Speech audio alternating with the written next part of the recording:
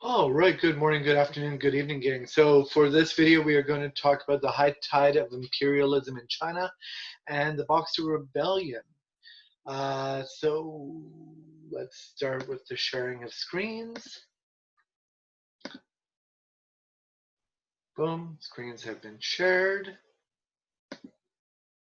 from current slide. Ooh, magic.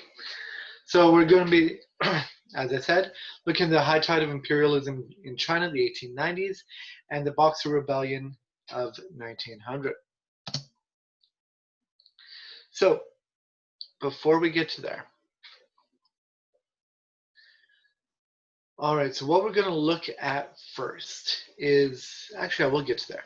We're going to look at the first Sino-Japanese War, Sino-Japanese. Again, Sino is just another way of saying China.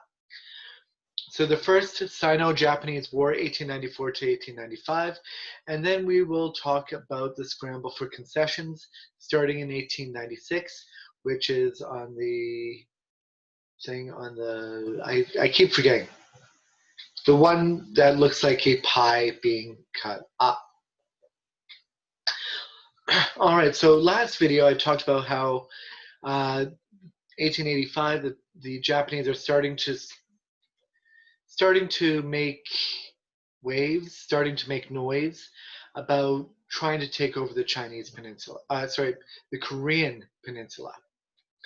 And in 1894, 1895, there is a war between China and Japan over the Korean peninsula. And there's been direct opposition with China over Korea since about the 1870s, mid 1870s. So 1875 to about 1894. You're looking at about 20 years of disputes, 20 years of opposition, 20 years of problems between China and Japan over the Korean peninsula. Now, I'll use this map for a second. This is a good map. So, Korean peninsula right here. The Korean peninsula was one of the most dedicated tributary kingdoms to China. It's been a tributary kingdom for nigh upon centuries. Now, for Japan, Japan's undergoing the Meiji Restoration. This policy of modernization, not just with respect to weapons, but with respect to mindset as well. And so one of the things that Japan's taking away from the West is this idea of imperialism, taking this idea of colonialism and starting to apply it for itself. So logically, if you look at things, one of the nearest best areas for Japanese imperialism, for Japan to emulate imperialism, is going to be in the Korean Peninsula. And so what happens, what starts everything, is there is a pro-Japanese revolt in Korea in 1894. And so the Yi dynasty, Y-I, the Yi dynasty, which was the Korean dynasty controlling the Korean Peninsula, asked China, similar to what happened with the Vietnamese and the French, asked China for military assistance. So China sends in troops to help bolster up the Korean dynasty. And what Japan does is Japan will counter by sending its own forces in to support pro-Japanese forces. And so from the two groups starting to send their own military forces in, you have a war. And what ends up happening is, well, things did not go really well for China. China went into this thinking, okay, this is just This is not a Western state. This is not a Britain. This is not a France. This is not a Russia. This is Japan. This is another Asian power. We should have no problem dealing with them. For China, it was one of the most humiliating defeats, both on land and on sea.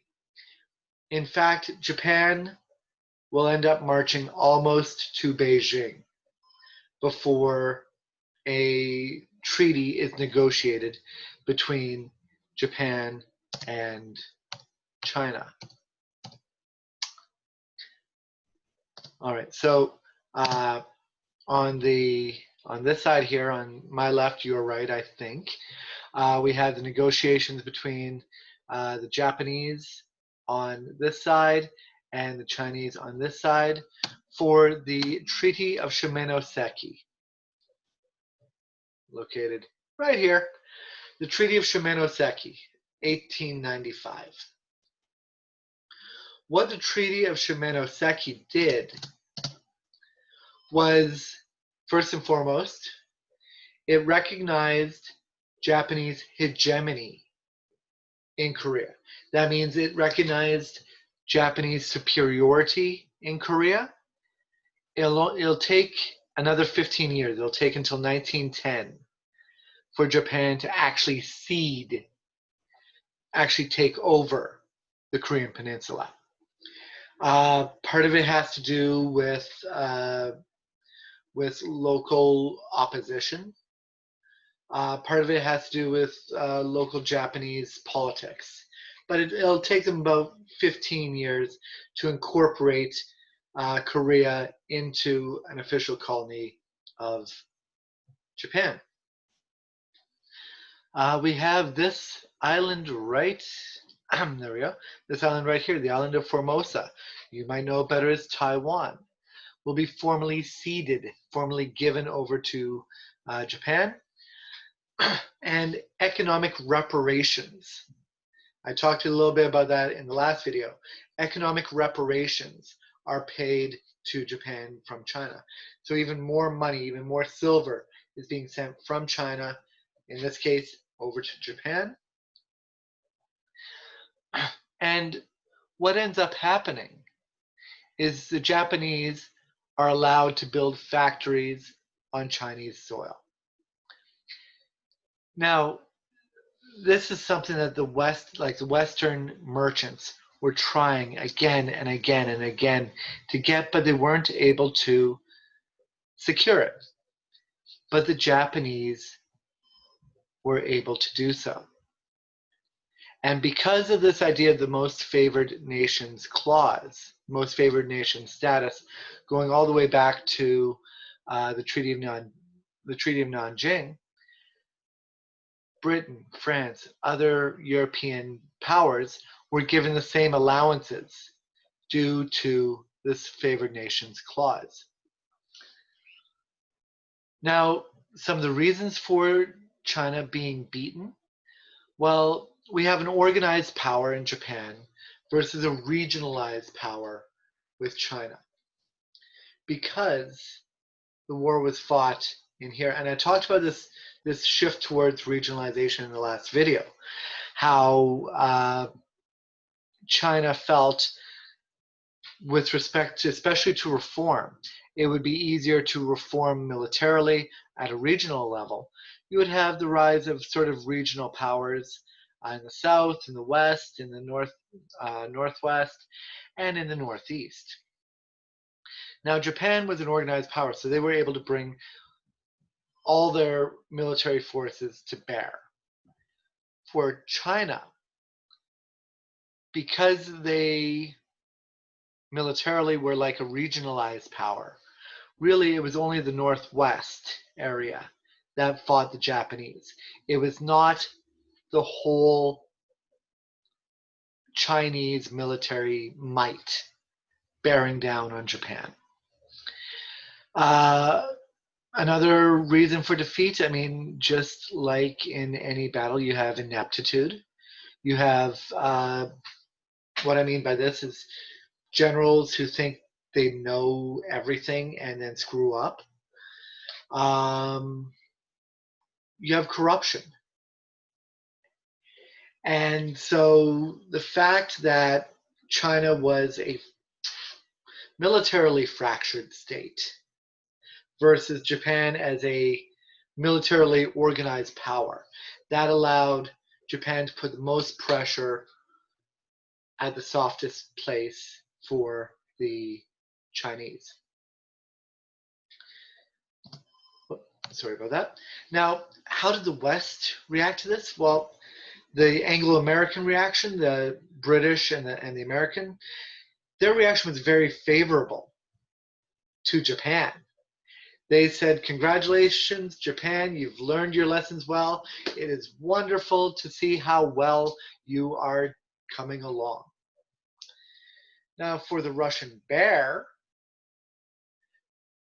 that was a little more unfavorable, in part because, this is a spoiler alert, Russia really has its eyes on a warm water port. Surprise, surprise. So Russia and Japan have competing imperial ambitions. So it's like if your rival did well, it's like, oh crap, he got what I wanted. Now, as an external event, as an external effect, pardon me, the Chinese defeat spurred on Western involvement in China. It spurred a scramble for concessions and scramble for spheres of influence. This is what we're talking about when we're talking about an opening of China to the West. Internally, inside China, it made more urgent. The urgency of the situation spurred more reforms, and we're going to see how these reforms play out in 1898. So here we have a famous political cartoon. Here we have the Chinese figure holding his hands up over the pie of China.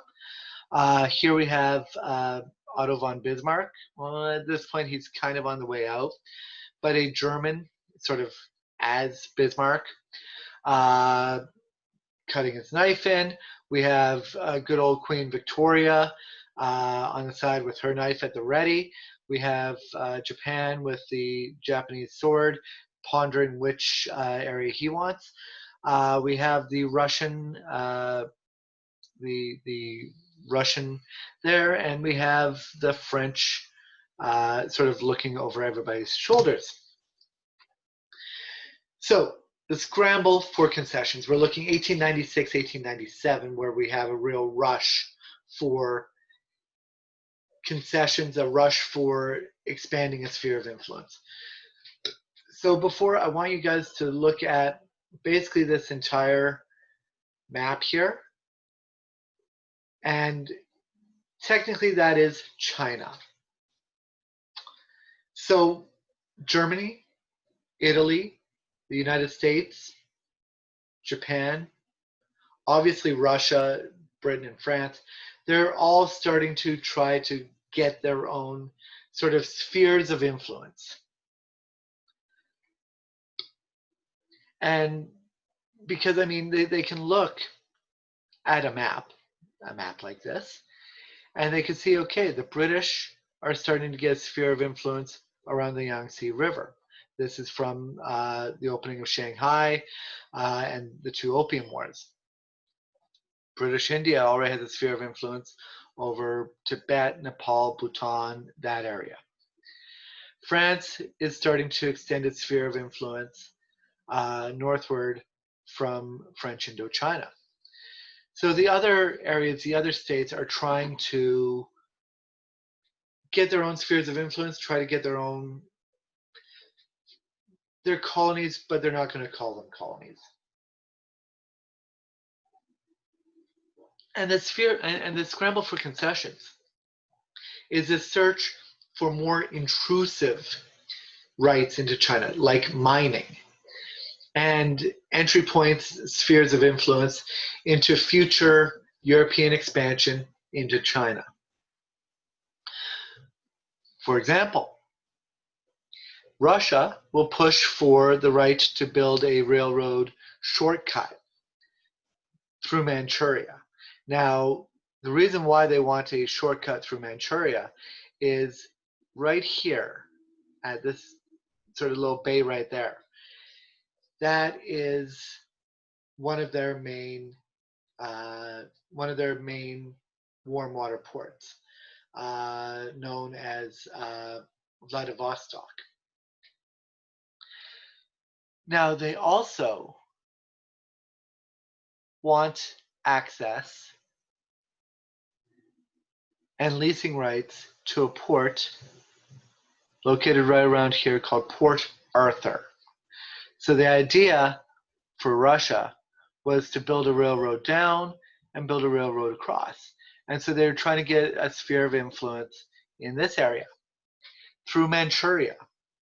Now, remember, the Qing dynasty is from Manchuria. So this is building a road right through the Qing homeland. And so what the Russians want is they want a Trans-Siberian Railroad. Now for the Germans, I mean, they start small. Their sphere of influence is only this sort of brown area here. But they gain leasing rights for 99 years to Qingdao, Qingdau. If you don't see it on the map, don't worry. It is anglicized to Tsingtao, Tsingtao. In Chinese, Qingdao, Qingdao. Their focus there is to try to establish a German Hong Kong.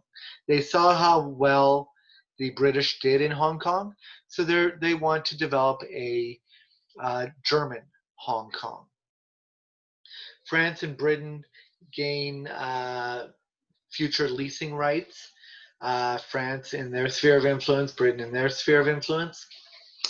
Now for the United States. Now the United States, their focus is on an open China, a China that is open for everyone. So this idea of China being carved up, the United States, not a big fan of it. And you have to remember, the United States in 1898 is not the same United States as it is in 1928, 1948, 1998, even today. Not the same United States. The United States is just stepping out into the world. And so what the United States tries doing is it tries implementing an open door policy. Because the United States was concerned, rightfully so when you look at a map like this, over Chinese sovereignty. They did not want to see China sort of carved and gobbled up because, well, they were concerned, first, on the one hand, Chinese sovereignty, wanting to make sure the integrity of China remained. But on the other hand, they wanted to make sure that the United States would not be left out. And if everybody gets a sphere of influence and the United States comes in late, they don't have any access. So the United States wanted to push for an open door policy, wanted to push for open access to a sovereign China. But so after the Treaty of Shimonoseki in 1895, after the defeat by Japan over China, pretty much the Western powers were like jackals and just went in on China, taking chunks here, taking chunks there. So in that case, let's start talking about reform, because the loss to Japan really spurred some kind of a last gasp of reform. Now, the reform we're talking about is called the 1898 reform. And to give some background to it, not only is it spurred on by the loss to Japan, but there's the late 19th century intellectual background that is going on. Because what we're finding with the 1898 reform is a solid break or a solid expansion in intellectual events in life. Now, most are still concerned with an intellectual past, a Chinese intellectual past, but you're starting to see breaks, you're starting to see fractures, especially at this point,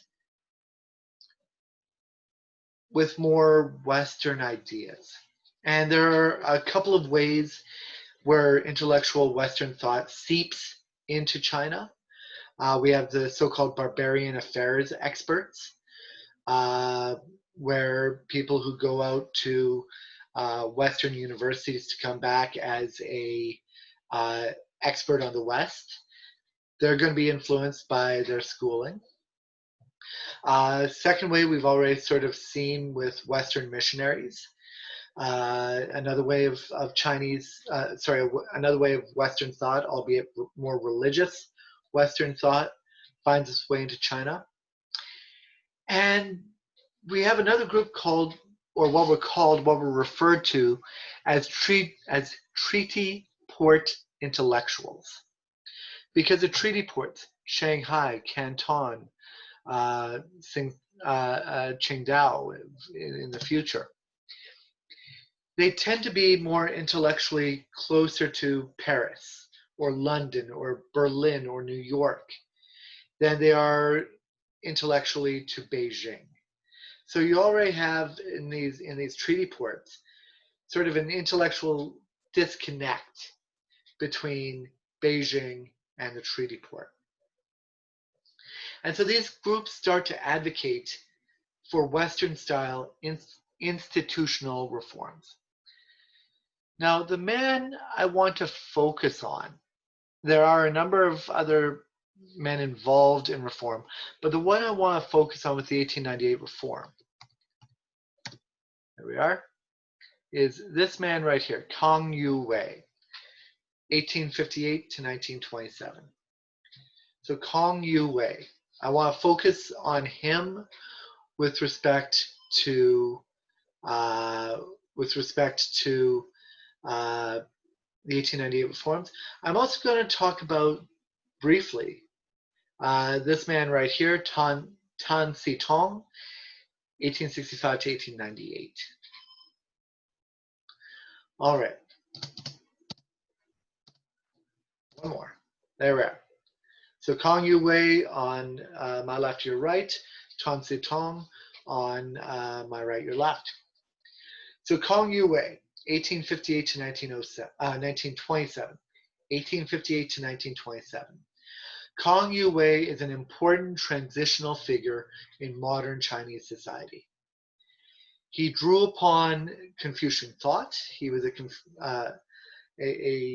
Confucian intellectual, but he's also going to end up influencing the teachings of Mao Zedong. Mao Zedong is going to look back on Kang Youwei and take some ideas from him. And rather than focusing on ritual, rather than focusing on filial piety, rather than focusing on Li, Kang Youwei emphasized the Confucian value of benevolence. And so, with this idea of benevolence, his focus is on reforming society for the benefit of everyone else.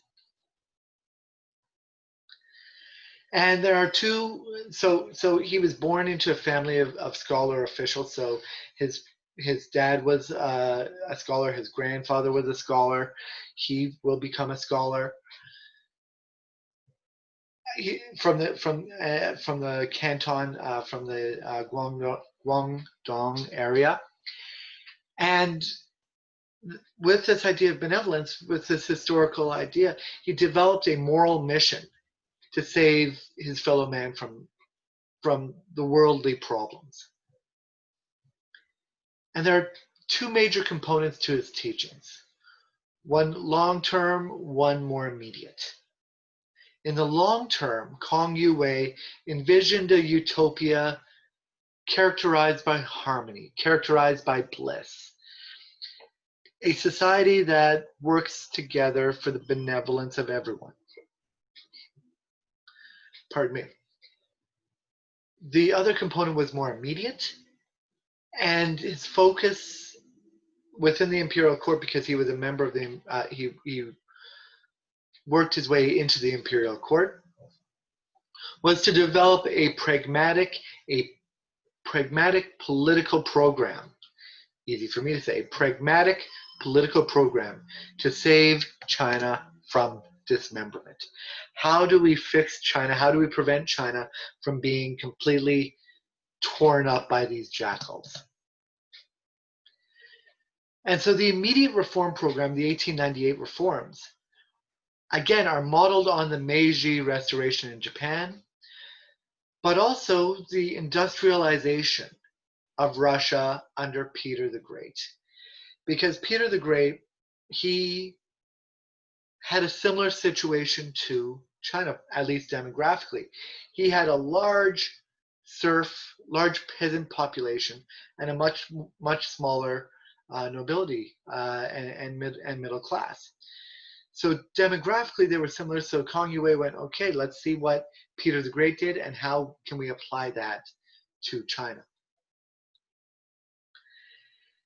And so he proposed some institutional reforms. In particular, he proposed a reorganizing of government based on a constitutional monarchy.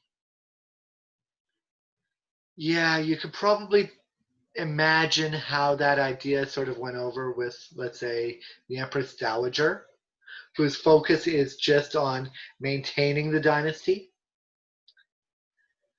So Kong Yue proposed things like establishing a constitutional monarchy. And he emphasized, again at an immediate level, more cultural education reform. And in particular, he proposed abolishing the examination system. That went over well, and that's sarcasm.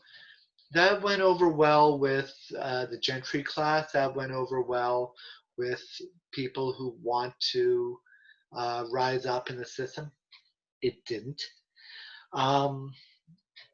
So he wanted a fundamental change, going after two key pillars of Qing rule: the examination system and the dynasty.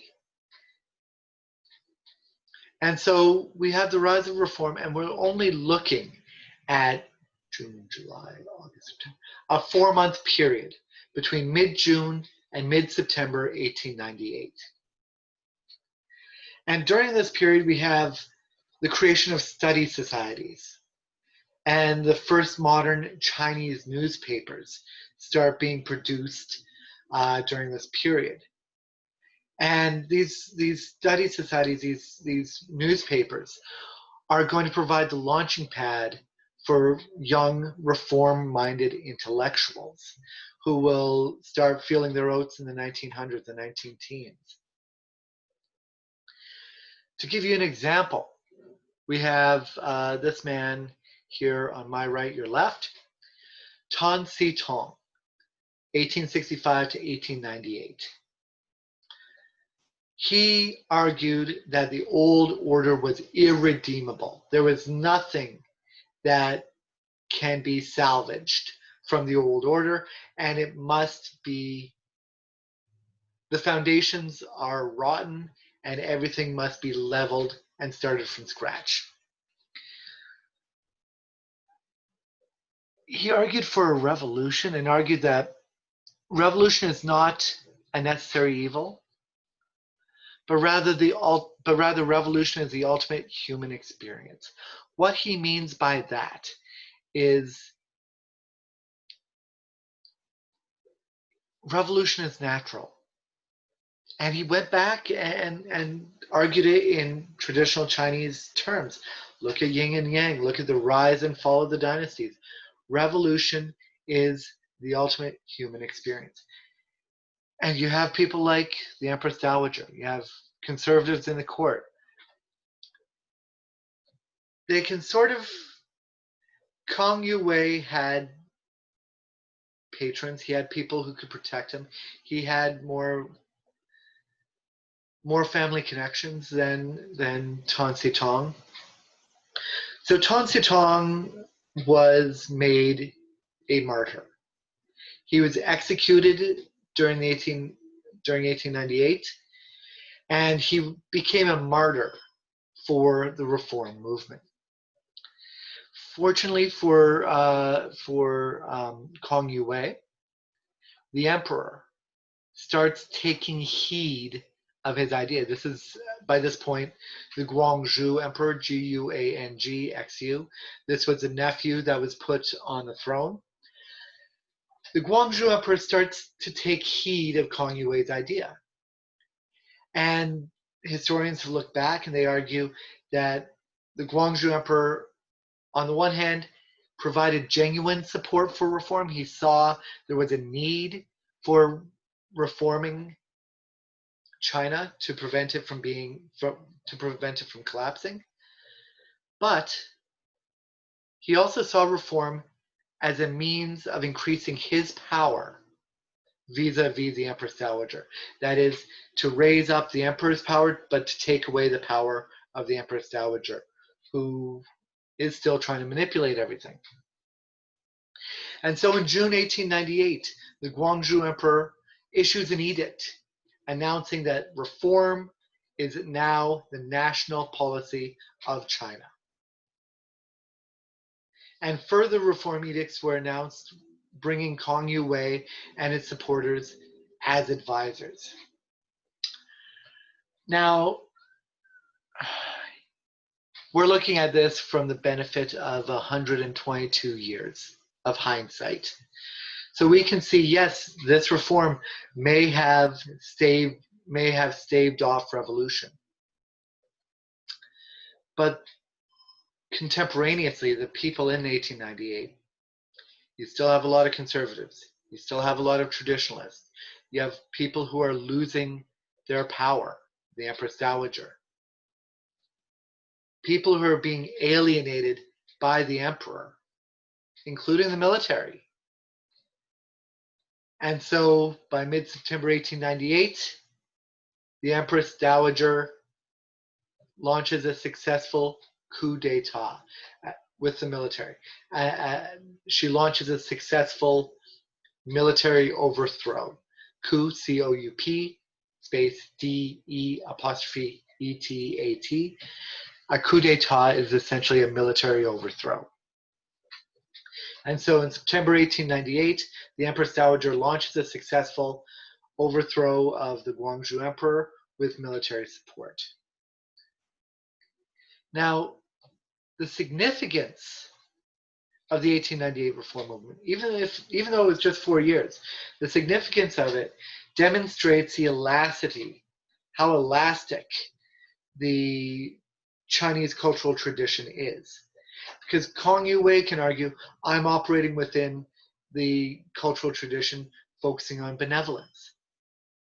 Whereas his opponents are going to say, look, he's stepping outside of the realms of Chinese cultural significance. So, I mean, it's this idea that, well, the Chinese tradition is very elastic. But more importantly, there's an intellectual shift, because we have a shift from reform after 1898, shifting from change from within to more of a revolutionary mindset.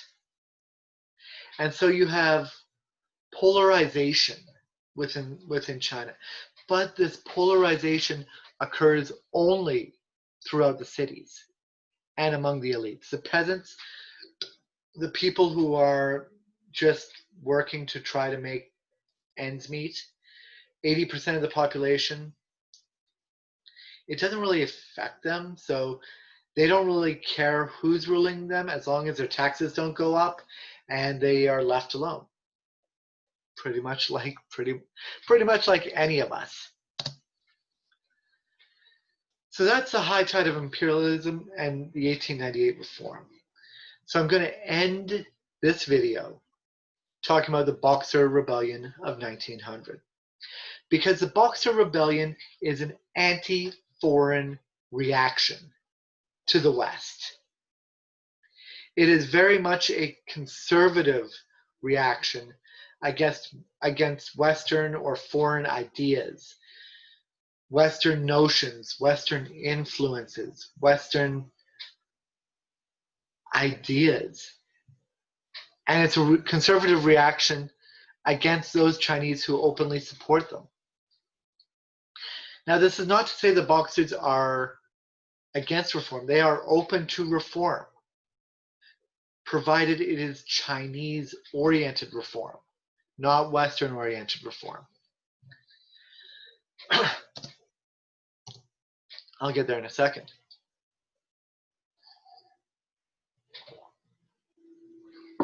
Now, the Boxer Rebellion will start with popular unrest in Shandong Province.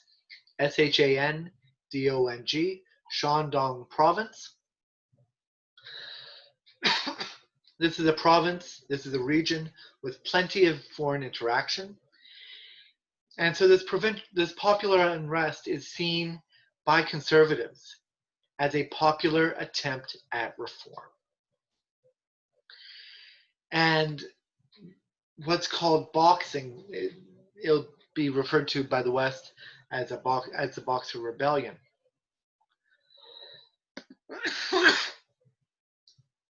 Pardon me for a second, I'm just pausing to get a quick drink. All right, sorry about that, guys, my apologies.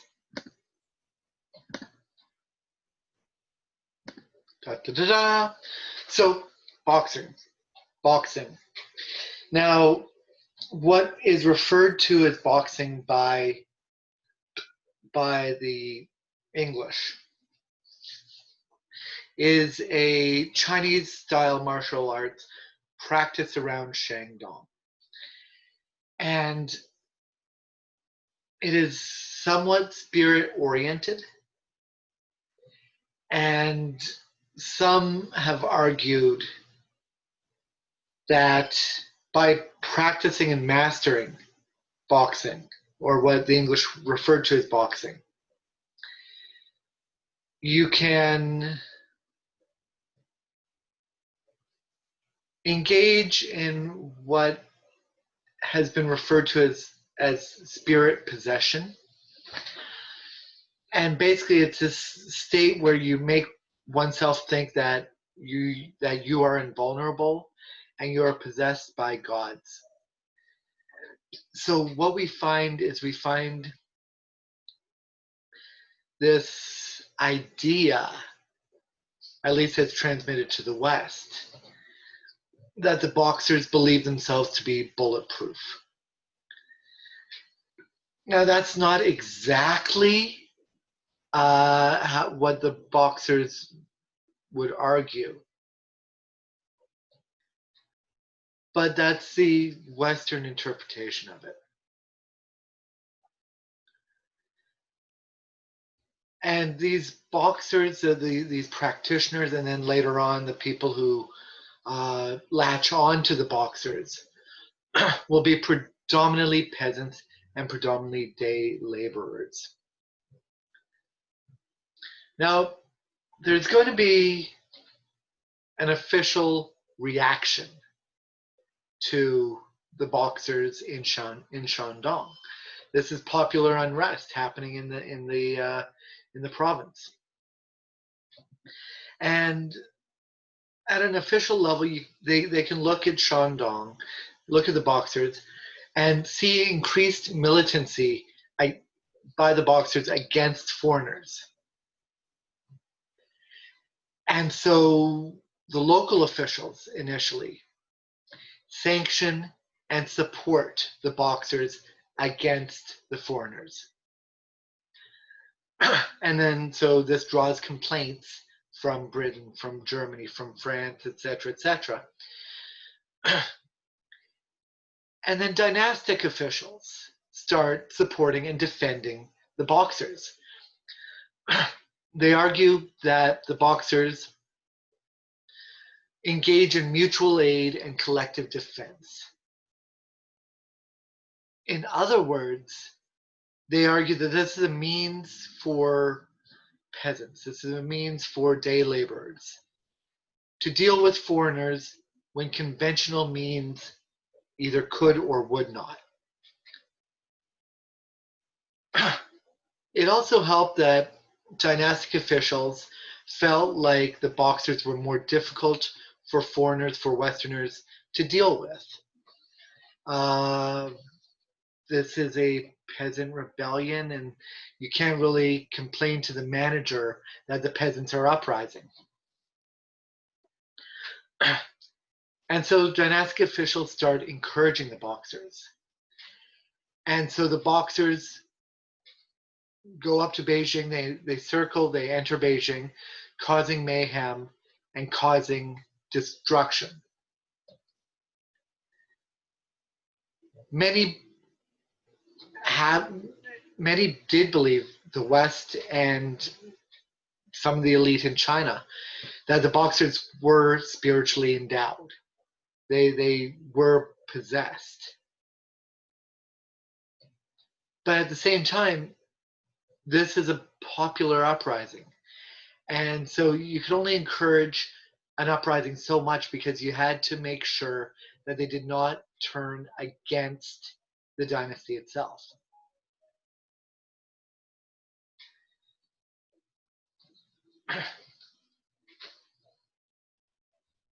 And so in 1900, you have a declaration of war pushed by the Boxers and the Boxer Rebellion. The dynasty, I'm going to go back to this map for a second. There we go. The dynasty issues a declaration of war on behalf of the Boxers. And the declaration of war, the reaction varied depending on where you were. So, I mean, in areas like the South, well, the declaration of war was ignored by Southern governors. The Southern governors argued that reactionary forces, conservative forces, have claimed the imperial court, and so this declaration of war was not a legitimate declaration. And other provinces, especially in the South, came together and collectively rejected this declaration of war and entered into a formal agreement with the West, this area here, informal agreement of neutrality with the West. So what's happening in Beijing then? Well, in Beijing we have what's called the 55 days, also known as the Siege of Beijing, happening in July and August 1900.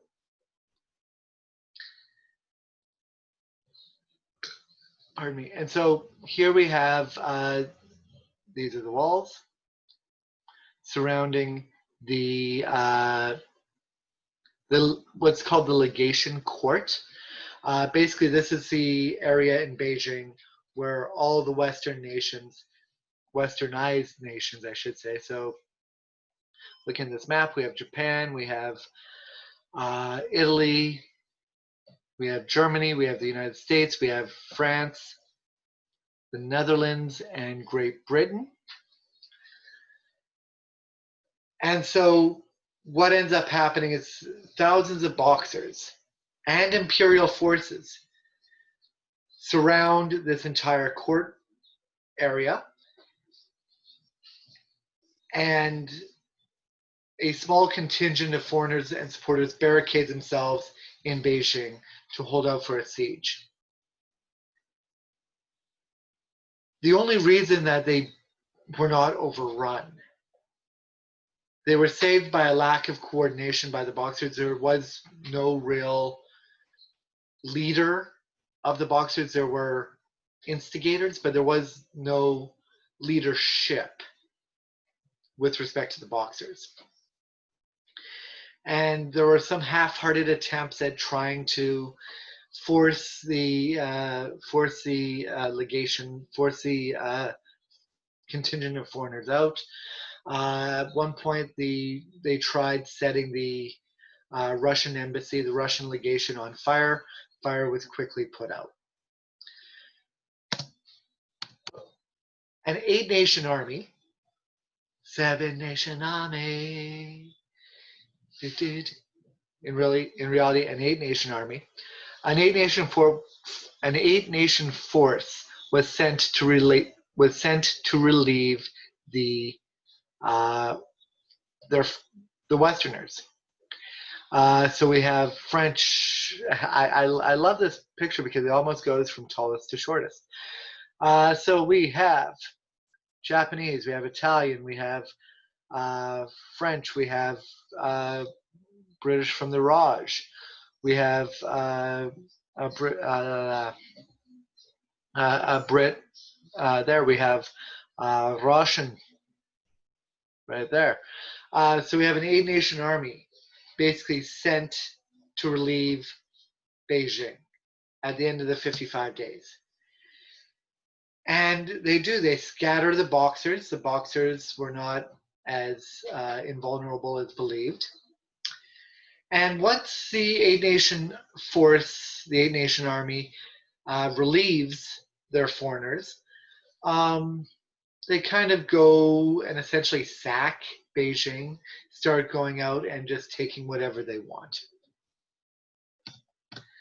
Now, for the settlement, for the aftermath of the Boxer Rebellion, we have what's known as the Boxer Protocols.